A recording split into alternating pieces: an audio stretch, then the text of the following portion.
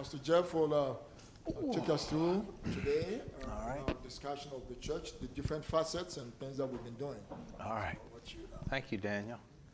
So, Daniel was right to be in prayer for all those on vacation. I just got back from a week with my family, and so it was a real delight to be with them. My family's gotten to the place now where, for years we all huddled up together in the same beach house, right? Me, my sister, my parents, etc. We were all there. And then as our families grew, we continued to follow the same practice, but it became increasingly impossible. Well, now it's utterly impossible because my sister's children have 6 children. And so what we've done is we've set them up in the beach house. That is my sister, her husband, my 2 nephews, and their respective children. And me and my 3 kids and Beth, we go to an Airbnb just down the street. So that what we can do is kind of find our way to the beach, sit on the porch, enjoy company with our parents, and then we can retire in the afternoon. So it's worked out very nicely. So it was good to be away for a little bit. As you know, we've been in an extended study for this year on the church. And we began that study of the church talking primarily about the early church, its history, its social context. And we spent some weeks on that. Then we transitioned to talking about what the early church, what the earliest church believed, what some of their central tenets were, what were they committed to, what did it look like, what were the assumptions, the background assumptions that led them to speak in the ways that they did. But then this summer we've transitioned to then ask the question, well, what does the church look like today? What is the context for the church today? And part of that conversation is the relationship between the church and the wider culture.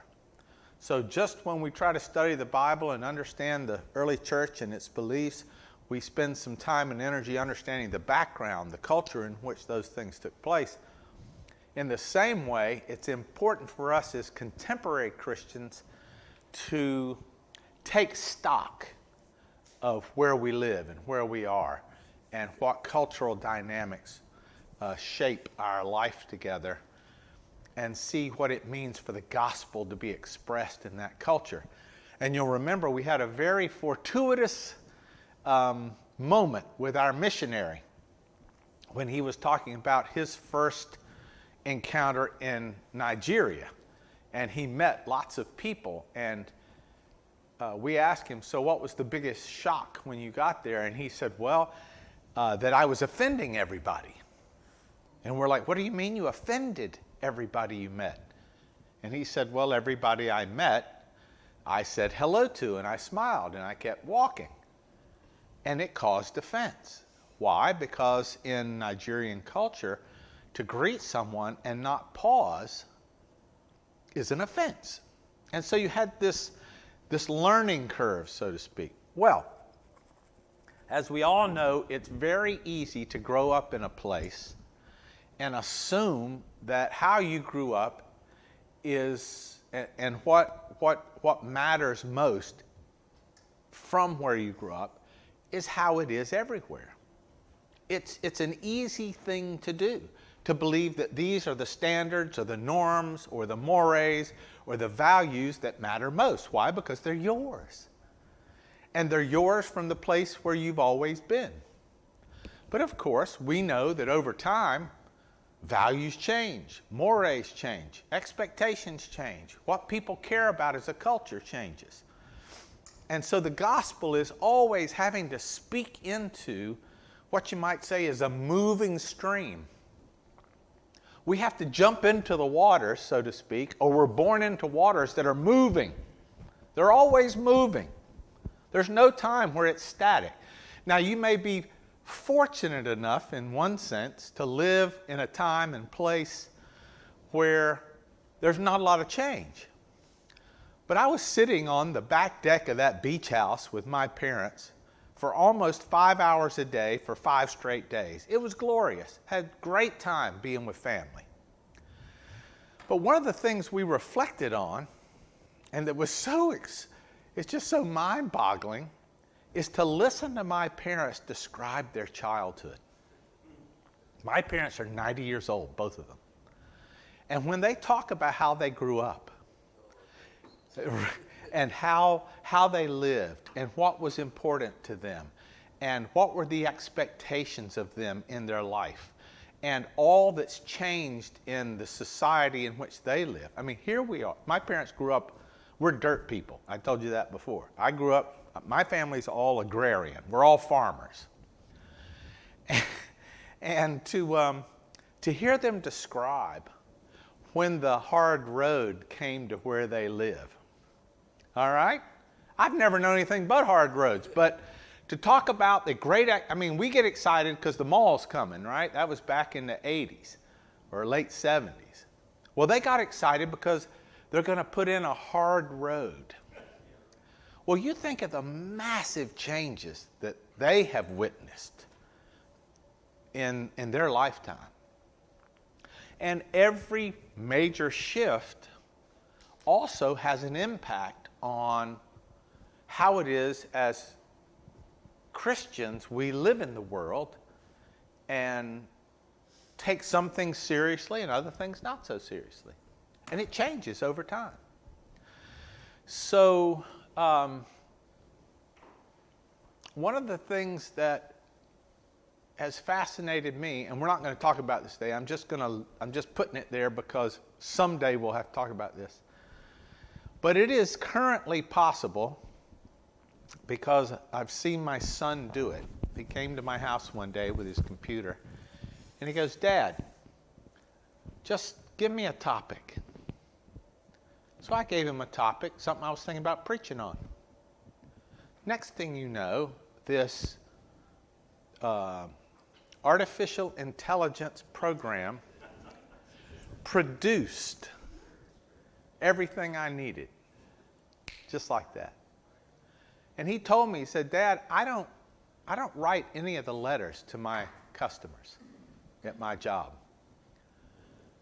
I put in the information that I need to be there, and then it constructs a letter." And he said, "It saves me about 20 minutes per letter."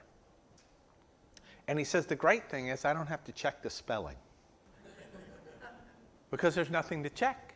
I mean, you know, all the words are already there." In other words, artificial intelligence is already having an impact on our society, and it will be enormous in time. We're not there yet, but it's coming. And I've thought about, I'm just telling you guys, so don't tell anybody else, right? But one of these days, I'm going to do an entire artificial intelligence sermon. And I'm not going to tell you when it is. Oh my. But, you know, just think, the day may come where you're away one Sunday, and it's okay. You just hit the button, you hear Pastor Jeff or Pastor Daniel giving the sermon, and it's not even them. Yeah, but your personality, Well, here's the scary part. I was listening to NPR about 3 weeks ago, and they took a popular newsreader, I think from Great Britain, but I'm not sure. And they played for her a report that she made to the world, and they said, "Is that you?" She says, "Yeah, sounds like me. I don't remember giving that report, but sounds like me. In fact, it sounds just like me." It was her voice. It was her phrasing.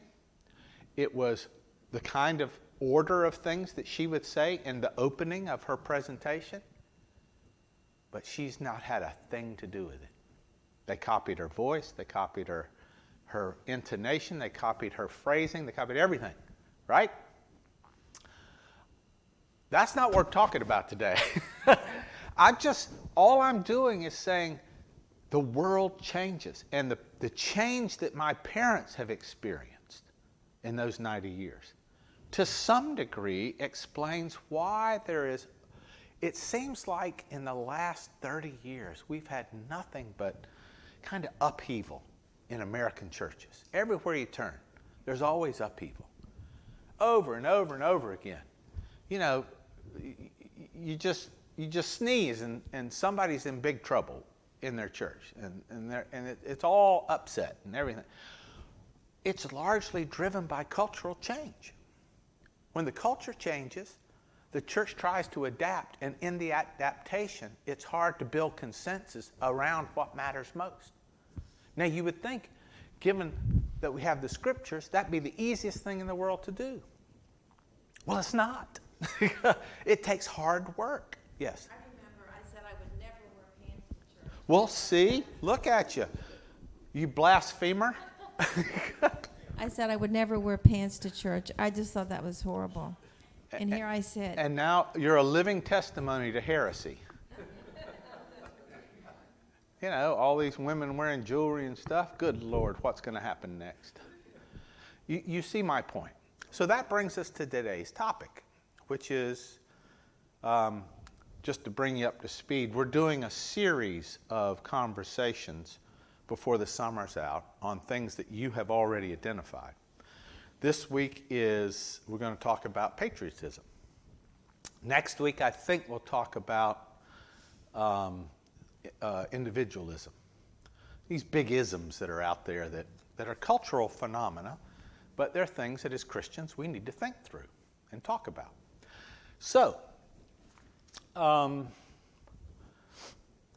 what I'd like to do is to point you to one of the texts in the scriptures, Matthew 22, that has been used for generations as a starting point for our reflection on what it means to relate to our, shall we say, governmental authorities as Christians. Now, you know this text very well. We've all heard it all our lives. But it's Matthew 22, verse 15. Then the Pharisees went and plotted together how they might trap Jesus in what he said. So they sent their disciples to him along with the Herodians, saying, "Teacher, we know that you're truthful and teach the way of God in truth, and defer to no one, for you are not partial to any." Notice they're flattering him right before they ask the question. Also notice it's the Pharisees and the Herodians. Politically, the Pharisees and the Herodians do not get along. They don't want anything to do with each other, but yet here they are conspiring against Jesus. Why? Because he's a threat. Why? Because what he's doing is considered, it's being received very well by the people, first of all. And secondly, he's laying down claims that seem to be undermining their authority. That's what's the most scary to them. And so he says, "Tell us then, what do you think? Is it lawful to give a poll tax to Caesar or not?" And Jesus perceived their malice and said, "Why are you testing me, you hypocrites?" In other words, he's not unwilling to call them out for what they are. That's important to keep in mind. He's not unwilling. And he says, "Show me the coin used for the poll tax." And they brought it to him, 1 denarius. And he said to them, "Whose likeness and inscription is this?" And they said to him, "Caesar's." Then he said to them, "Then render to Caesar the things that are Caesar's, and to God the things that are God's." And hearing this, they were amazed, and leaving him, they went away. So once again, Jesus is challenged on the basis of the kinds of things he's been saying and doing. And what he's been saying and doing, implicitly at least, seems to threaten the position of both the Herodians and the Pharisees. And so they want to show him up. And what they're trying to do is get him to say something that no matter what he says will land him in trouble with the authorities so that they can basically get rid of him. So Jesus, as he often does, refuses to answer the question that they raise, and then offers something of a parable or an incisive question that is somewhat different than the question that they ask, forcing back on them a choice. So what do you think what does Jesus mean here when he says, render to Caesar that which is Caesar and to God that which is God's? Yes, sir. Well, I think it's basically we need to respect authority, because Okay. even That though is a we very- don't always like it, but That is a very common interpretation. Jesus is saying, look, there are certain authorities, and you need to observe the authority of the Roman emperor and his prelates, and you also need to observe the authority of God in your life. So you have two authorities to whom you are obliged. Okay? Any other interpretations? My interpretation is that what belongs to God. Hold on.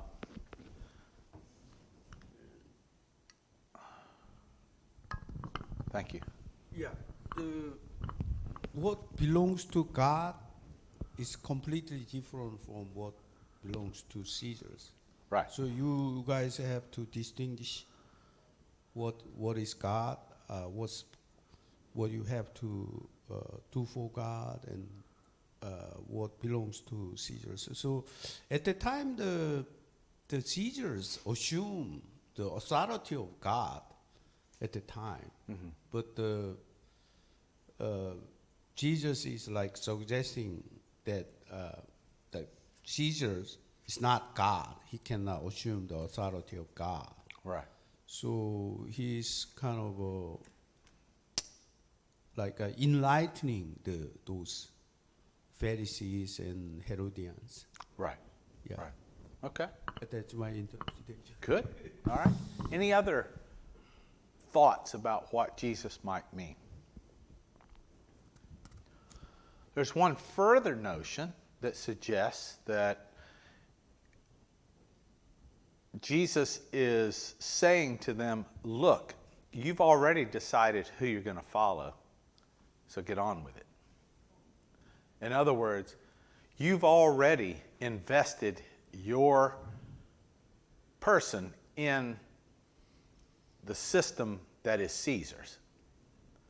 You have looked for your livelihood, you have looked for your getting on in the world, you have connected with, you got to remember, Jesus is looking at two political parties that hate each other, but they're throwing in with the worldly powers over against the thing that Jesus says is the kingdom of God.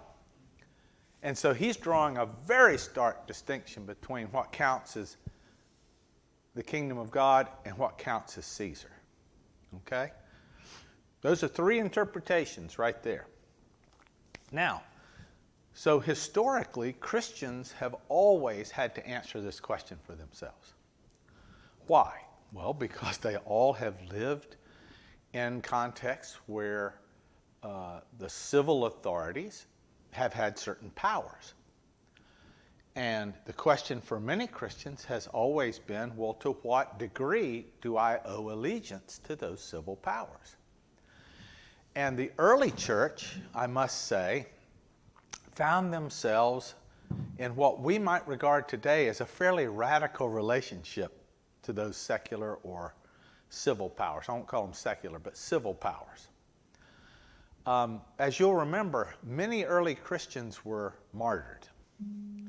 And they were martyred because, in many cases, they were unwilling to yield to the dictates of the empire, including taking up what was the civil religion, a form of pagan practice that honored Caesar as God. So their unwillingness to participate in the army, their unwillingness to participate in governmental positions, meant that Christians were often very poor, marginalized, ostracized, and martyred. That was the life of the church in its early history. But by 320, by 12, 13, you've got this little fellow by the name of Constantine who comes along. And under Constantine, Christianity becomes legal in the empire. And it's not too many years after that, by the 5th century, where Christianity becomes the religion of the empire. Now, there are people who will argue that the reason that Christianity grew so fast was it Tertullian who said that the church grows in the blood-stained soil of the martyrs? Yeah, the seed of the church is the blood or martyrs. That's blood of the martyrs. The Yes, seed of the church is the blood of the martyrs, right? Yeah. Thank you. See, that's why we have theological students in our midst. So, you see that the early Christians had a very, very difficult relationship to civil authority. And then when the empire became Christian, that relationship changed. And then it became a question of, well, to what degree, as a Christian empire, do we engage in things like war, for example? Because up to that point, Christians didn't involve themselves in armed conflict. But by the time that the church has become one and the same with the empire, then there became this kind of growing parallel powers. There are worldly powers that have to be exercised by the king, and spiritual powers that are meant to be exercised by the Pope. Now, we can't go through the whole history of all that, but let's fast forward to the Reformation. And Martin Luther, to a large extent, maintained a similar perspective on there being two proper authorities in the world. One is, you might say the right hand, and the other power is the left hand of God. So you have the spiritual and you have the secular or the civil. And the Luther's arguing that, you got to keep order, you got to take care of bad guys, you got to do all these things that secular powers have a responsibility to do. And so it's called the theory of two kingdoms. And then came the Reformation in its full flower, which led to continued protests among Christians. And in Britain, in England, there were those who protested against the Church of England because they told you what to believe and how to believe, and who could have the authority to teach you what you believe. And the protest against that led to the Puritans. And then from the Puritans, you had the Separatists. And then from the Separatists, you had the Baptists. So by the time you get to the Baptists, it's a pretty radical lot. I mean, they're against all of these worldly powers telling anybody what they can and can't believe. So much so that, as I said in a sermon a few weeks ago, by the time Baptist understanding of Scripture makes its way into the political sphere, it's become supportive of what we call today the separation of church and state, a fairly radical separation. Now, different Baptist groups have taken that separation to different degrees. But it's still a common practice among Baptist churches to advocate on behalf of people who are not themselves Christians. In other words, the state should not impose any religious requirements on any citizen, because that's a matter of the conscience. It's It's a spiritual matter to do with a person's conscience before God. And so the state cannot tell any one of us, or should not tell any one of us, or force any one of us to do anything that would be the exercise of any religion, including Christianity. So Baptists, ironically, do not support the government enforcing any Christian beliefs. And it's been that way since the founding of the country, which puts us where we are today. That's what all that was about. Where there's this growing tension in the country between people's allegiances to the nation state and their allegiance to God, and figuring out what the appropriate balance is.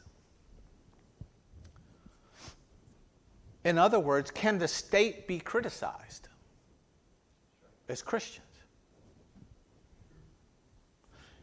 Can it be protested against as Christians? If so, about what? You see, here's where the rubber meets the road, is that in this country, probably with a greater degree than you'll find in a lot of other countries, there is a kind of native patriotic passion that seems to get woven into our religious affections and practices, which in other countries would be unthinkable in a Baptist church, for example. You would not find those two so close together. So the question for us is, well, what does that look like? And when does it become a problem for us? And what do we have to be aware of to make sure that we are giving our first and firmest allegiance to God, and then to the other allegiances in our life that, command allegiance from us? What does that look like? Your turn. Yeah, go ahead. I'll give you a good picture of that. As I got my auto property tax bill, That's excellent. I was thinking of what the county does with the money, Right, and there's some things I don't agree with. right, However, I gave to Caesar what was Caesar's, right. and the state and the county is not going to tell me how to believe. Right, And as far as my faith is concerned. right. And thank God it's the First Amendment. Well, and that's that's the one that Baptists how it got to supported I know you did. I know they radically. did. Yeah, Yeah. because you told us that. Yeah. Legally. And so we're just very lucky and spoiled in this country because of those liberties and freedoms that our government, through our founding fathers, have established for us.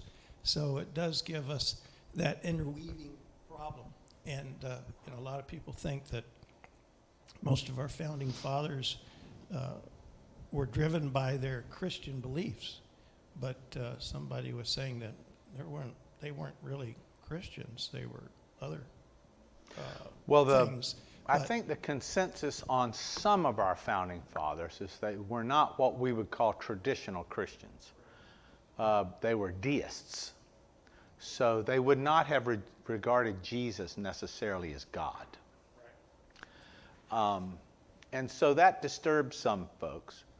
But the point is that the American project or experiment, political experiment, is a very particular thing in the history of in human history. And people living under that experiment, ourselves, those of us who are living through that experiment, who are Christians, we're all trying to figure out how to negotiate those obligations and those responsibilities. And it becomes particularly relevant when there's conflict over what the nation state is doing and whether they should or shouldn't do that, or the county or whatever, you know. And so Christians have always been in this strange position of having to assess what their Christian responsibility is in the context of a broadly secular society, or a broadly up against a broadly civil authority. And I'm interested in how do y'all process that as believers? When you feel that tension, how do you work that out for yourself?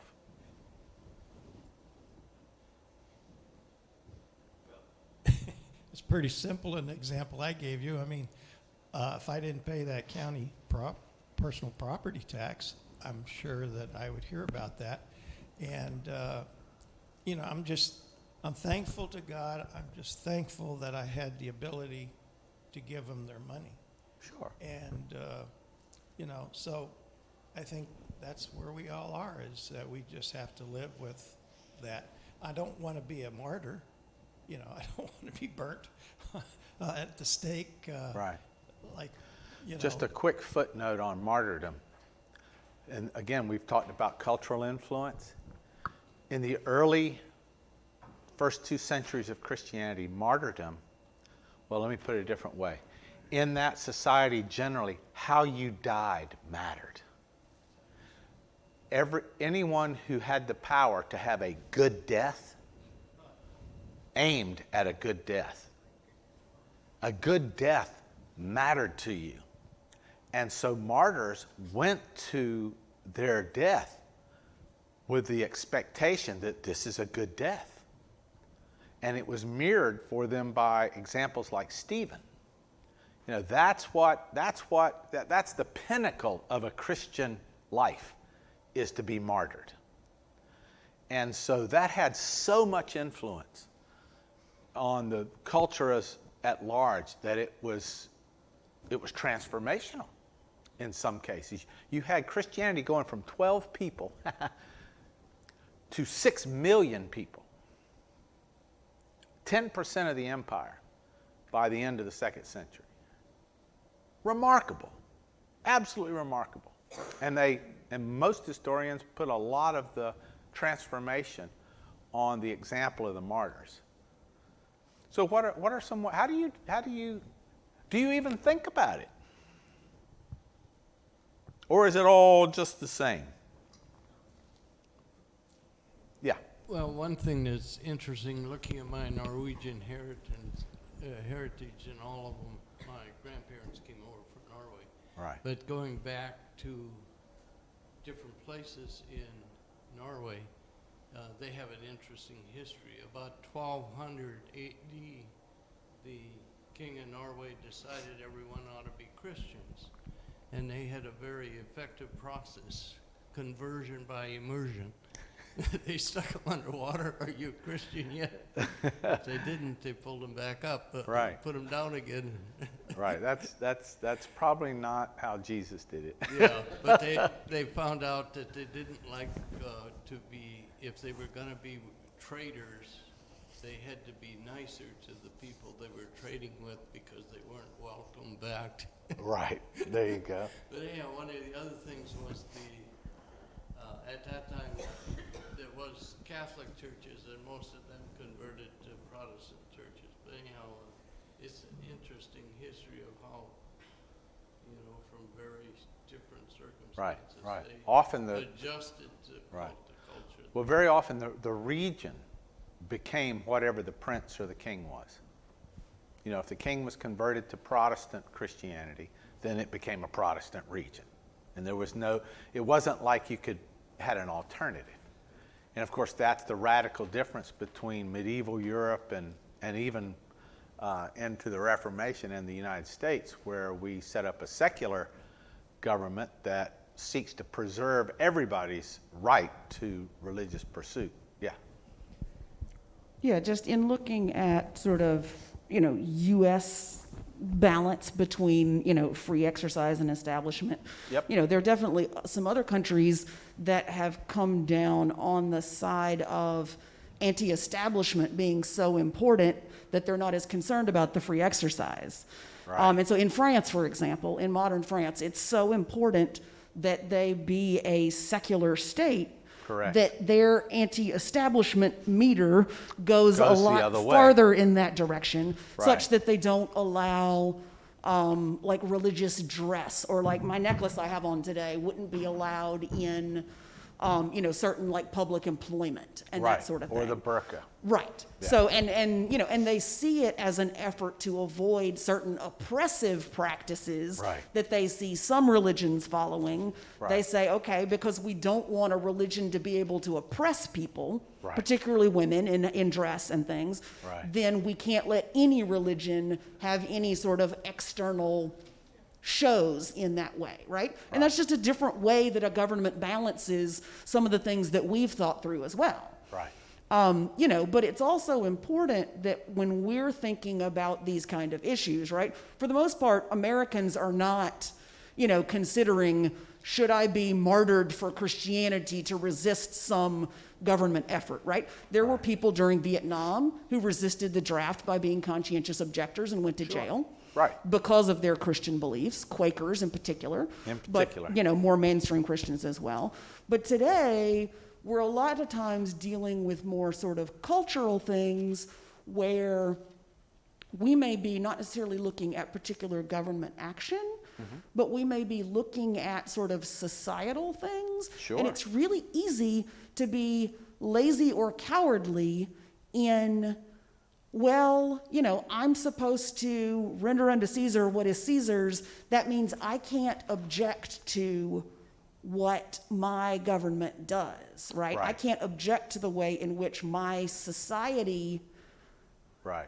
furthers oppression, right? Right. And so, if you look at sort of, some systemic racism issues that our country has really been trying to think through in the last few years, some people see that as offensive to try to even address. Right. Because it's so built into their understanding of our society that somehow to object to that, To raise the question. right, is offensive or does something, is a negative toward our country. And some of those people have their faith and their patriotism so confused that they think that objecting to underpinning problems in our country is somehow unpatriotic or something that God wouldn't want you to do. Right. Or if you don't like it, leave. I mean, you hear that. That's some of the political banter you hear sometimes. All right, so that's a good example. What are other examples where certain pinch points come between faith and religion? I mean, faith and our, Patriotism. yeah. In I what think way? It's mostly very in foreign policy, when you justify war, you define some country as some evil state, and then they appeal to the patriotism, Right. and it also is appealing to the Christian faith to get public support. Right. And then, we easily just support the state, the wars and things like that, and we are confused with the faith and the Christian, the patriotism. So that's really the problem, I guess. I mean, these are the kind of things that come up that, everybody says to themselves before Thanksgiving dinner, please don't bring this up, just don't bring it up at Thanksgiving. That's the one place we don't want to have to talk about religion or politics or any of this other stuff.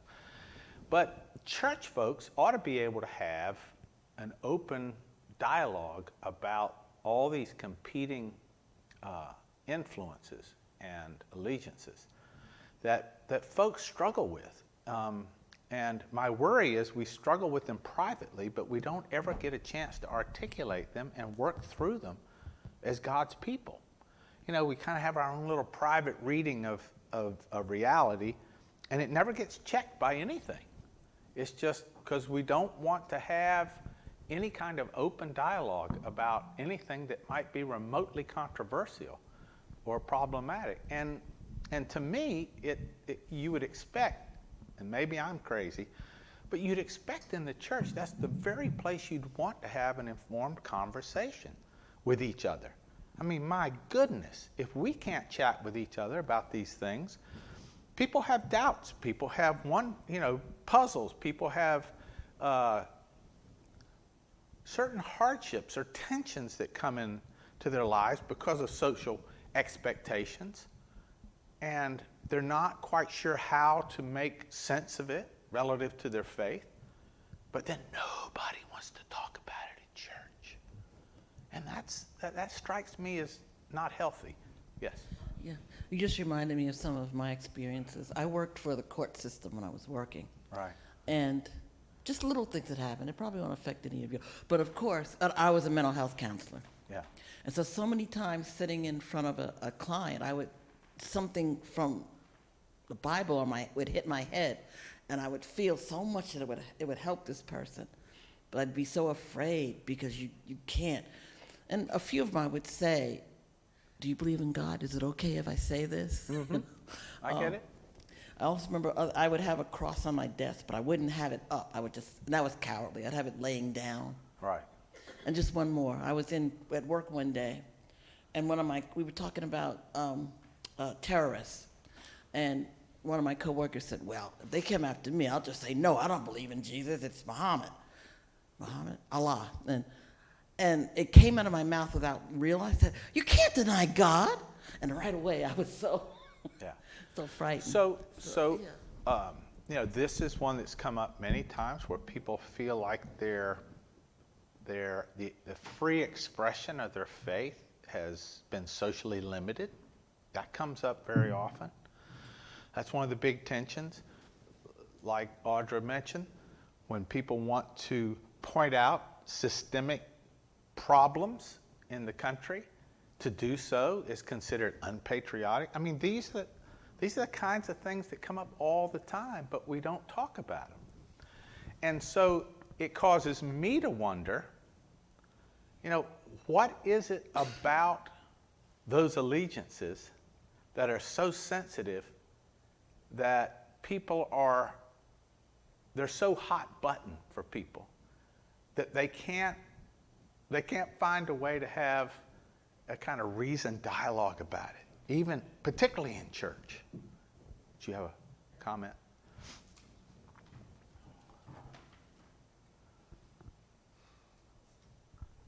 Well, I think what you just said about it being a hot button for people is the very reason why it often, whether it's church or any other large group, right? Why it's all these things, because there are people on opposite ends of the spectrum, shall I say? Correct. That aren't willing to Yes. listen, period. They don't want to listen. And they don't want to talk about it Right. unless you're willing to go with what they want to say. Right. I think that's a big part of the reason why, even in a church setting where people should be more tolerant, so to speak, of whatever, Or at least one open to their another brothers feel and sisters to think, hear what they're saying. it's not going to happen. Right. It's just not going to happen. And that's an indictment on us, I think.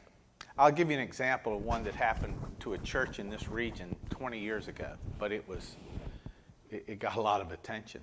So there were those who wanted to take the American flag out of the church. Now they weren't anti-American. It was just like, but we're not here to worship the United States. We're here to worship Jesus, and not everybody who goes to church is an American. That was that side. The other side is, yes, but it's under God. Aren't we all under God? And shouldn't it represent, God's authority, both, spiritual and civil?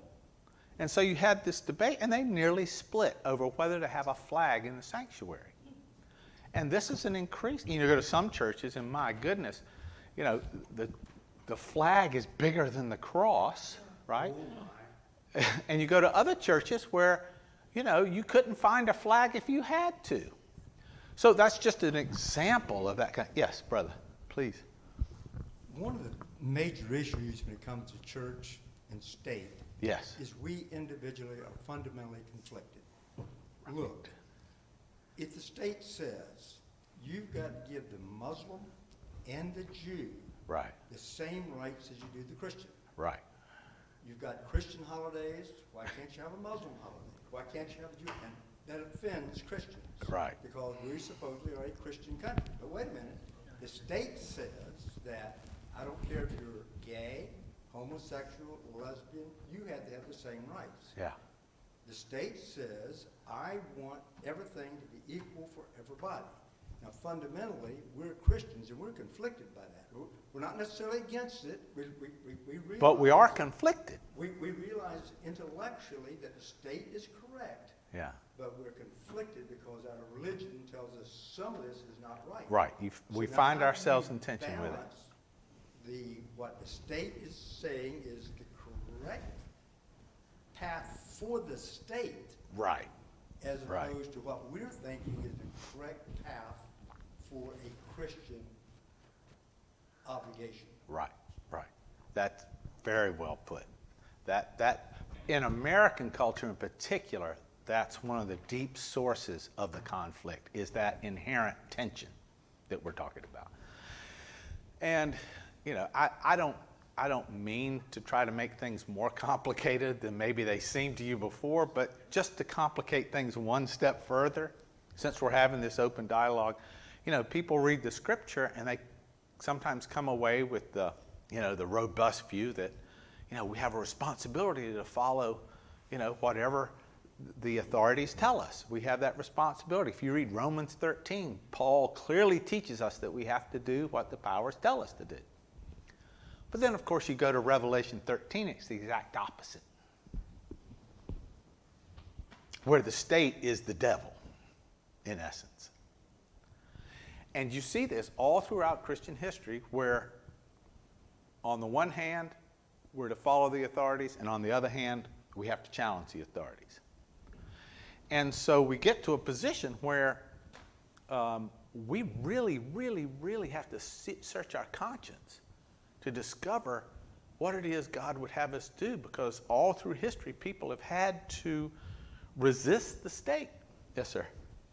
I was just saying the idea also of revolutionary theology, which when you have an evil state, There you go. does the church and the Christian have a responsibility Right. to revolt against the evil state? Right. Then you go back to what Peter in front of the Sanhedrin said. What did he tell the Sanhedrin? Look, God tells me I have to follow God's instructions. That's right. not yours. We had that lesson, 3 or 4 weeks ago from the pulpit. So, and then, you see examples in modern contemporary life where someone like Dietrich Bonhoeffer, who's a Lutheran pastor,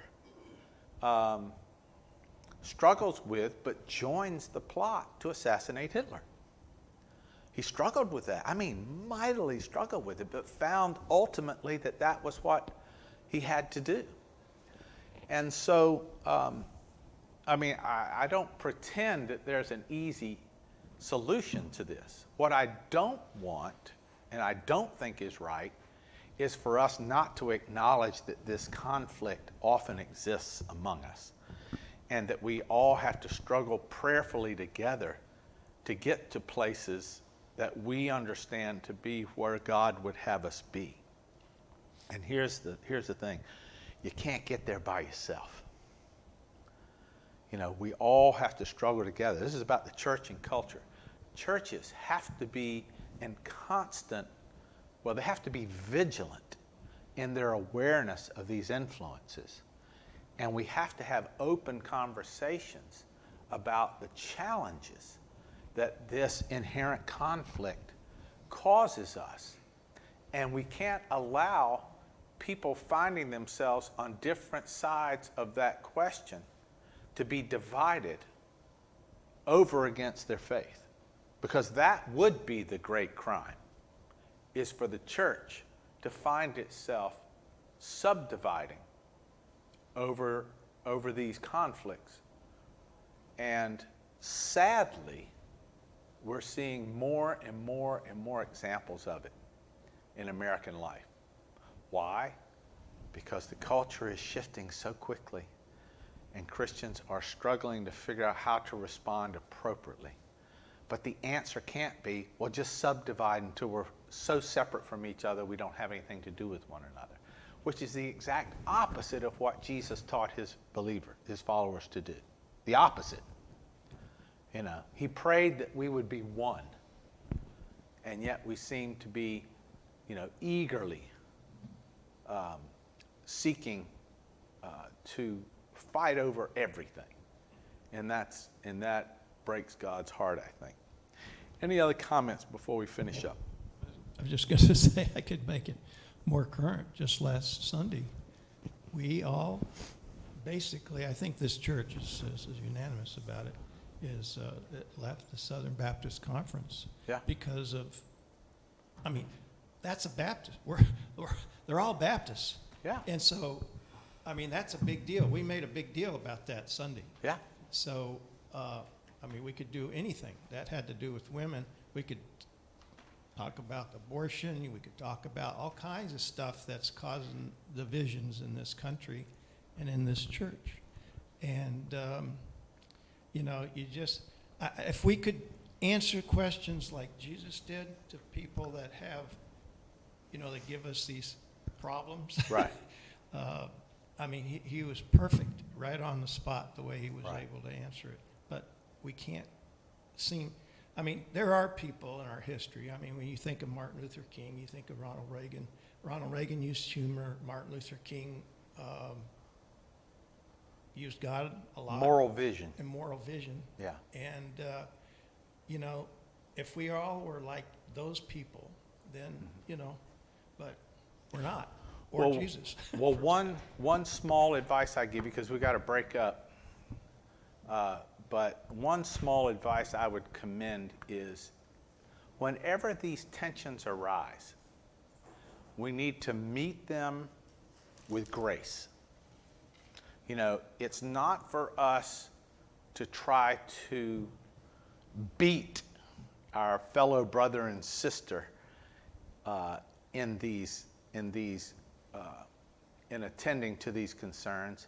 It's for us to understand each other and try to come to a graceful partnership, if possible, in them. Doesn't mean you'll ultimately agree, but if we're brothers and sisters in Christ, we have to lead with grace, not with condemnation, and try to understand each other. And I think, Jesus, he had his disciples with him for a long time, and he always led their questions. They had some crazy questions, and he led with grace every time. And I think that's where we are. All right, I'm sorry we can't go on longer, but we've got to make our way to worship. Thank you very much, and we'll continue our conversation next week.